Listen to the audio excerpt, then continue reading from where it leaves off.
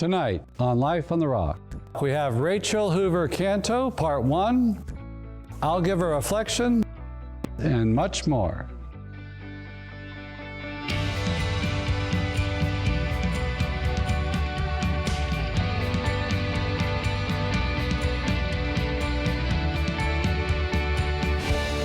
Welcome to Life on the Rock. Tonight our guest is Rachel Hoover Canto. She's written a book called Pretty Good Catholic, How to Find, Date, and Marry Someone Who Shares Your Faith. And this is the first of 2 shows with her, and we're now going to a reflection with Father Mark. Wisdom 13:5 says, "For from the greatness and beauty of created things comes a corresponding perception of their Creator." When we see something beautiful in nature, there's something arresting about it, there's something surprising about it, there's something about it that gives us peace. And maybe because we perceive the Creator, His works, that through seeing His works, we're drawn, we experience a closeness to Him. Creation comes directly from the hand of God for us.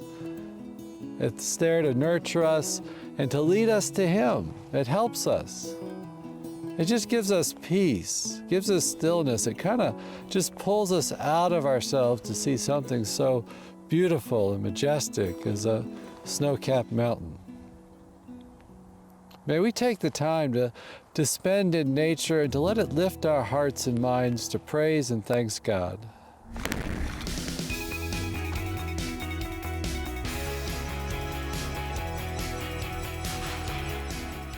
Well, Rachel Hoover Canto, welcome to Life on the Rock. Thank you for having me. You've written a great book. I really enjoyed it. It's called Pretty Good Catholic, How to Find, Date, and Marry Someone Who Shares Your Faith. And I wanted to have you on because I think this is such a vital, absolutely forefront topic for our faith, our culture, everything. I mean, if marriage piece is right and healthy, everything, I feel like everything else will fall into place so many ways, you know. Even addressing big problems in the culture, you know, it happens better in a healthy marriage culture. So what was your motivation in writing? I pretty much wrote the book that I felt I needed for myself when I was younger because I went through my years of singleness, getting into relationships, going through tough breakups, discerning whether I'm even called to marriage at all, long periods of time where it just seemed like there's nobody to date. I don't even know how to meet somebody. And I saw my siblings and my friends all running into the same difficulties.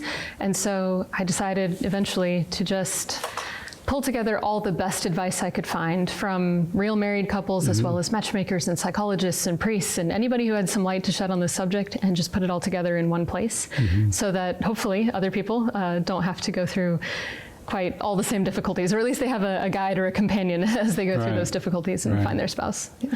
And did you grow up in a devout Catholic home? I did. My parents were converts when I was 4, so from Protestantism. So they were very on fire about their Catholic faith when I was young. And you went to Christendom College, which is like a very pro-marriage college, and I imagine everybody there is talking about marriage probably. Yes. The joke is that you go to find a spouse more so. But the education is excellent. I'm very glad I went there, even though I did not meet my spouse there, and God had a different plan. Yeah. Right. So you speak of the book, it's hopefully a realistic guide for single Catholics for dating and discerning relationships. And I like that realistic aspect, because sometimes it seems like we try to force a model. It might be an anachronistic form of dating culture or something. But you stay true to that, what I saw in the book, to make it realistic, like in correspondence to our nature and how we're made and things. Was that a big effort for you? Yes, I think I saw in myself and others around me kind of the different extremes. There's the extreme that our culture gives us right now, where it's you date just for fun, it's hookup culture, it's all those things that most people who are picking up a book called Pretty Good Catholic know that all of that is bad, and they're trying to avoid it. But sometimes we swing to the opposite extreme, and people talk about, you know, they just decide, they make up something that they call traditional Catholic courtship or whatever, and say, this is the way everybody should be doing it. And it's usually something with a lot of rules and sort of a very formulaic way of doing things. And most other people you meet are not already filled in on that way of doing things, so it just causes a lot of conflict.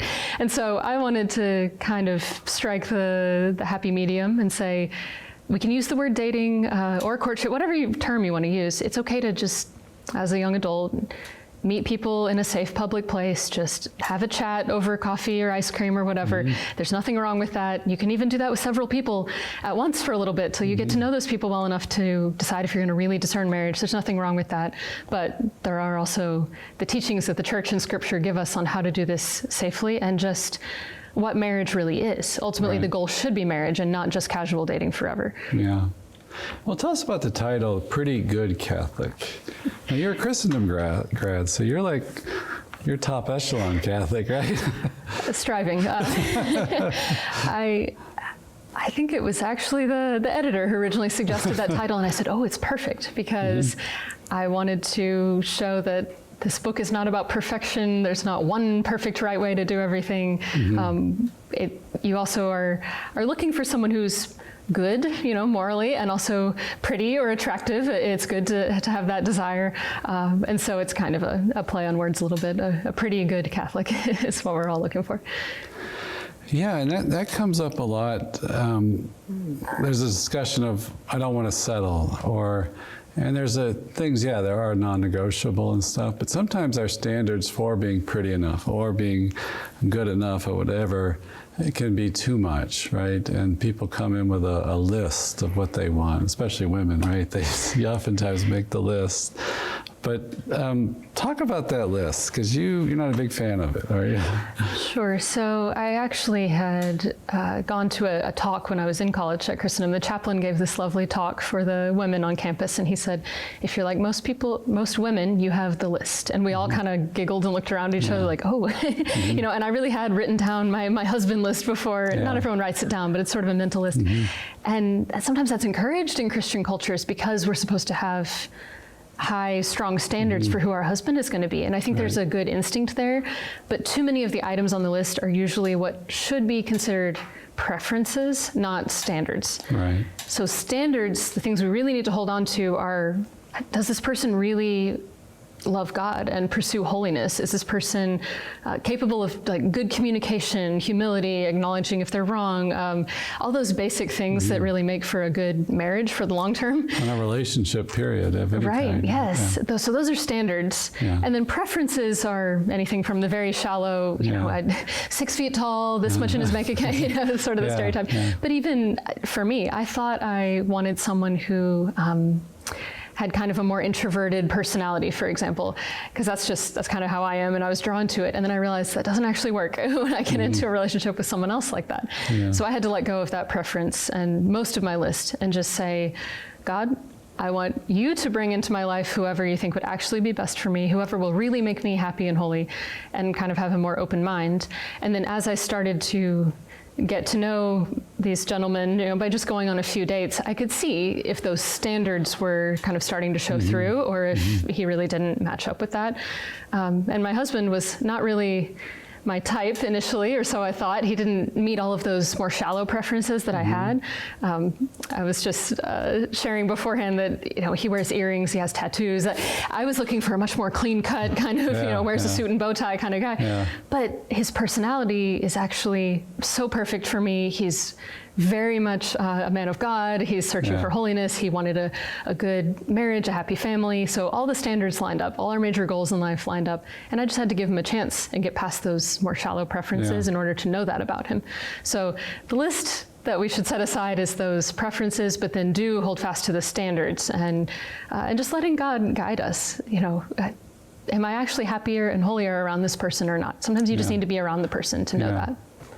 And you make the point in the book that, the woman's the one childbearing, feeding the child and caring for the child. And so it's like she comes into it with a lot of concerns about that, and just doing that successfully, right? So, sociologists have pointed out that, just women are hardwired to choose a spouse that they feel like just can make this work or be the protector, defender, in more primitive cultures maybe where there was a greater, unevenness to the genders. But I think women are hardwired to discern that, and you uphold in the book about the men pursuing the woman, and it's almost like she's choosing kind of the best possibility here, one that fits.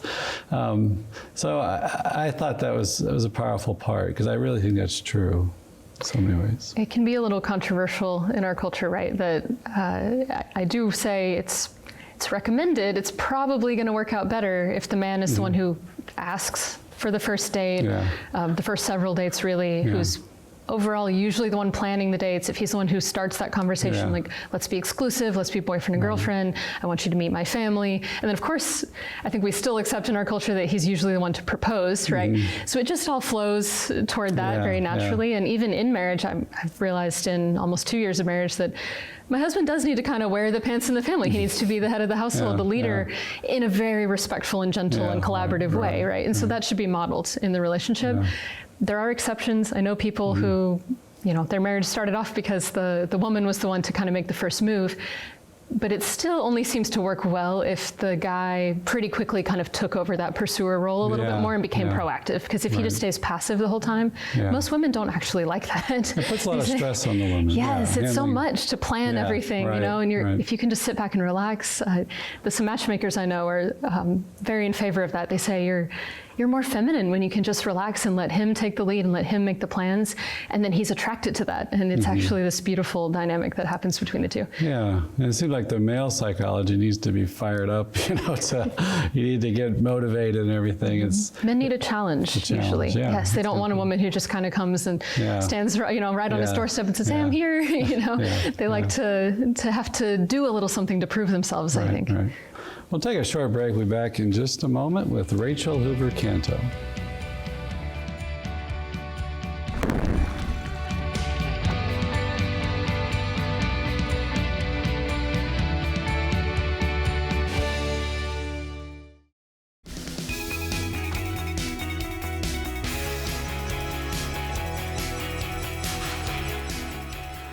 Okay, we've spoken about being careful about just limiting to a certain type. We need to open our mind. I always like to say, too, what do we really know when we're 21, 22 years old? I know my thinking has changed so much. I had a conversion experience and everything.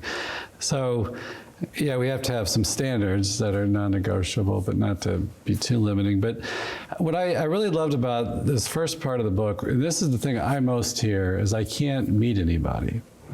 Father, there's no good Catholic men or no good Catholic women around. And you put this out in the book that you challenge people to, one, just meet people, and to default to the yes. What do you mean by that? Yeah, so I think oftentimes we are, I guess, not maximizing all our resources when it comes to meeting new people. So a lot of us just go to work, go home, do the same things every week. And when I was writing this book, I read a book by Dr. Henry Cloud called How to Get a Date Worth Keeping. And he challenges his readers to meet 5 new single people every week, which sounds like a lot, but it really gets you thinking, well, where can I meet those people? I got to start doing something new. Maybe I need to reinvigorate, an old hobby that I used to be interested in, or I need to even try a new parish in my area just for one Bible study or something, and see if that interests me. And it gets you out of the house a little more. It gets you mingling with people. And online counts. I think you can meet people online as well. That's a good tool that a lot of people are using as their primary tool now. But I don't think it's a total replacement for just those serendipitous meetings in person either. So I encourage people to kind of do both. Seek out any purpose-built singles events in your area, any young Catholic adult groups of some sort, or just anything you're interested in. For some reason, there are a lot of Catholics who do ballroom dancing, swing dancing, salsa dancing, things like that. So I said, maybe give that a try. You'll probably run into somebody else who's wearing a crucifix and say, oh, what church do you go to? And it's a way to break the ice. So. Yeah. And you speak about not just staying in your tribe. I imagine that may be an issue like in bigger cities that has a larger Catholic population, but what kind of tribes are out there that you're thinking of? I'm mostly thinking of those different sort of camps or tribes within the Catholic Church where maybe it's liturgical preference. Oh, I only go to the traditional Latin Mass, or, I go to praise and worship nights, or I'm charismatic, or that type of thing, where people kind of have their unique flavor of being Catholic. Right. And usually they want to find someone who's kind of within that flavor, or at least very adjacent to it.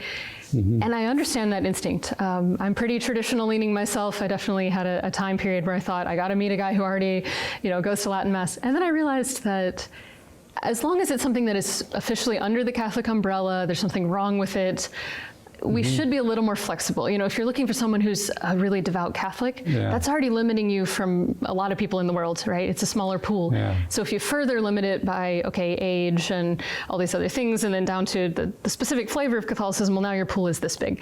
And, so it's good to branch out a little bit. And who knows, if you really love the charismatic Mass you go to, or the traditional Latin Mass you go to, you can just invite this person that you're seeing and say, I love this, I would love to introduce you to it. I'd be happy to answer any questions you have about it, and then see what happens. I think God can really work through that to bring someone to something new that they weren't aware of that can be really helpful for them, or you change and grow too through a relationship. That's the sign of a good relationship, really, is that both people are growing in their faith, growing closer to God, growing in just their happiness and their relationship skills and everything. And so, we shouldn't be seeing someone else as the applicant to the position of being my spouse with all these criteria, so much as, here's who I am, I'm sharing this with you, who are you? Share that with me, and then let's see if that lines up and see where God's taking us. And what about just marrying outside of the Catholic Church, devout Protestant brothers and sisters? Or, I guess obviously you want to find a person of faith, and what do you tell people about that issue? That's a difficult one, because a lot of people ask me, okay, I keep meeting these really wonderful, great guys, girls who are, so on fire, they love Jesus, but they're not Catholic. Right. And I think I would be very, very cautious of marrying someone who's not Catholic, because there are a lot of things that even our Protestant brothers and sisters just don't agree on that are very important for marriage. Not everyone agrees on, say, birth control, divorce, all these things. And so, at the same time, I think God often works to convert someone through a relationship.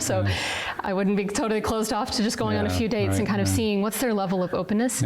I don't think you should go in saying, I'm going to date this person in order to convert him, because that's that puts a lot of pressure on the relationship. It's very manipulative sometimes. But missionary dating. Right? Exactly. But if you're going in saying, I'm just going to get to know this person, and I'm going to stay close to God myself, stay close to my Catholic faith, you should always have a firm boundary. You're never going to miss Sunday Mass. You are never going to do anything that goes against the Catholic Church for this person.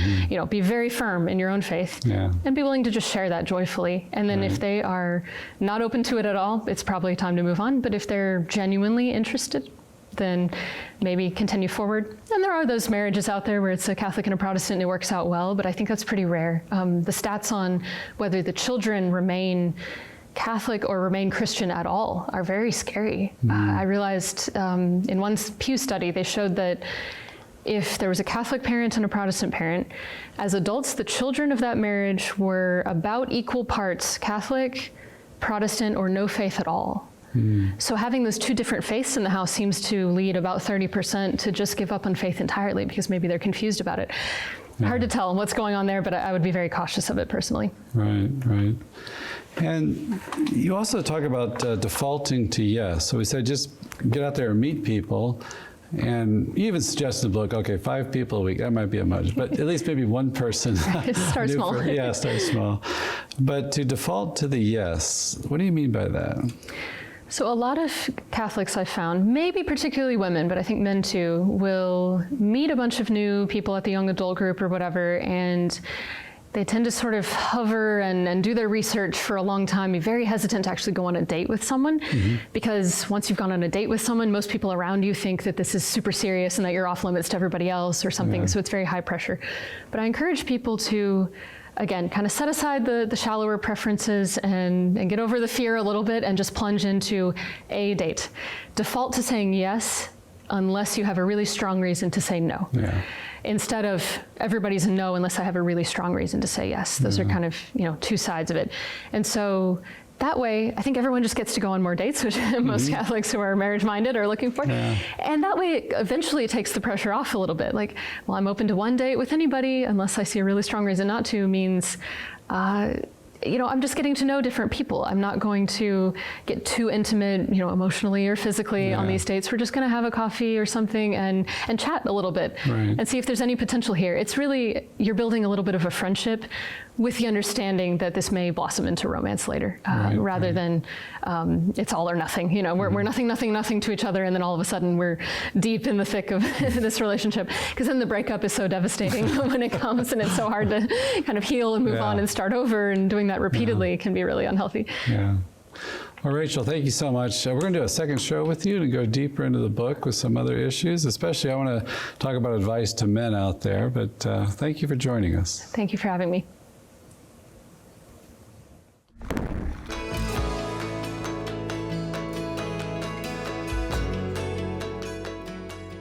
Well, as I mentioned, I think Rachel has written a great book, and it really reads well. It's meaty, and she's logical and things. So I recommend the book. Yeah. What did you think of the interview, brother? Well, I thought it was great, and I think a book like this is well needed, especially if you're high school, college, young adult, because I think a lot of people run into everything she was talking about on the show in one way or another. So I think it's very relevant for today, especially in our culture and society, because we can be pulled into so many different directions. And but I do think just the big overarching question of, is this person right for me? What should I be looking for? And those are big questions to ask. And just to have that attraction, chemistry, compatibility. Do I like talking to this person? Yeah. So I thought, even just kind of those short dates of just 2 hours, I think you get a pretty good sense of, whether this will work or not.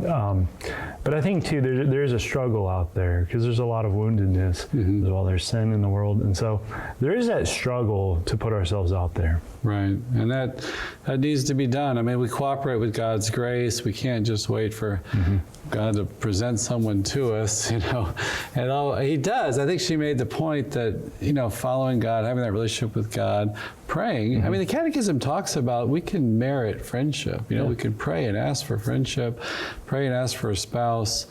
But I think in particular for the woman, maybe not to be too picky about things don't matter. And for the guy, sometimes I think today, what I've heard on the show from other guests is they want to get everything just right. They're really worried about the financial stuff. And at some point, you got to trust God with this, and that He's a providential Father. It's a sacrament. He's going to give you what you need to live this sacrament. Yeah. And it's a path to holiness. We didn't make that point tonight, but this is a path to holiness. He's going to be present in that. He's going to be guiding you, strengthening you. So it's not all up to you to find the absolute perfect match of compatibility, right? Because you're going to have differences. You're going to be incompatible on some levels. Yeah. But God's grace is there to help you. And again, there's a lot of grace involved too. But also, like you said, it's a pathway to sanctification, and we're going to learn a lot about ourselves. But I think too, marriage also helps, in many ways, men grow up. Right. Boys, become men, fathers, and husbands, spouses. And I think, again, because it draws us out of ourselves, that type of relationship. So it's very foundational for society and the church, and just our own personal interactions. So if you're called to religious life, you have to get out there and visit communities and different orders, see what fits. If you feel like you're called to marriage, you got to get out there and date. Don't make too big a deal out of it, but test the waters. Go out with different people and discern and try to pray and have conversations, and be open to maybe where God's leading you. So we'll send you to that vineyard with a blessing. May our Heavenly Father shine His face upon you. May He give you His peace. May He send His Holy Spirit into your hearts to guide you in your vocation and to strengthen you in discernment. May God bless you, the Father and the Son and the Holy Spirit. We'll see you next week on Life on the Rock. Step out on the wall, now I'm walking on the top of the waves. With you inside, I'm getting closer. My eyes are locked up in your gaze. I look away at the storm that surrounds me, and I become so afraid. I feel the water creeping up all around me. I still see you through the rain, but I hear you calling through the rain.